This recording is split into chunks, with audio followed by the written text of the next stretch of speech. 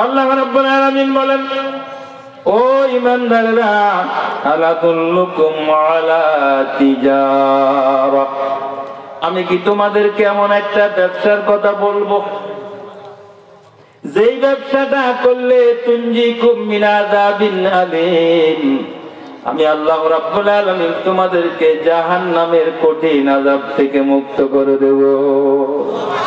কঠিন আযাব থেকে মুক্ত করে দেব। ব্যবসাটা কি? তুমিনুনা বিল্লাহি ওয়া রাসূলিহি, মজবুত ঈমান গ্রহণ করো আল্লাহর উপরে, আল্লাহ রাসূলের উপরে।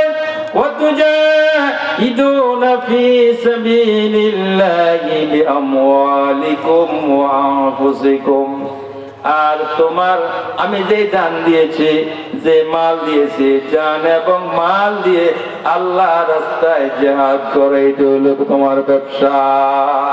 ব্যবসাটা কি? ব্যবসাটা আল্লাহ রাস্তায় জিহাদ করা। কি কর না সবাই জবান খুলি কর, এটা কার বাণী? আরে যে এটা কার বাণী? বাণীতে আল্লাহ। কিন্তু বিগত 16 বছরে এই আয়াতের ওয়াজ করতে পারতাম না, কয় জঙ্গি। ঠিক কিনা বলেন? কারণ জিহাদের কথা, জিহাদ ফি সাবিলিল্লাহ, এটা কার কথা? আল্লাহর কথা বলতে গেলে তখন আমাদেরকে বলা হইতো কি? জঙ্গি। হ্যাঁ, এখন আমাদেরকে যারা জঙ্গি বলছে তারা এখন টঙ্গিও থাকবে জায়গা নেই। ঠিক কিনা বলেন? তারা এখন টঙ্গি থাকার জায়গা নাই।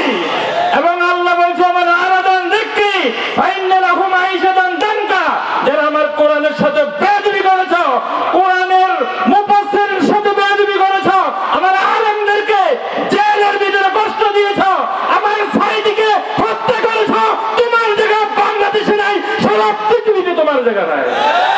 ঠিক কিনা বলেন? সারা পৃথিবীতে তোমার জায়গা নাই।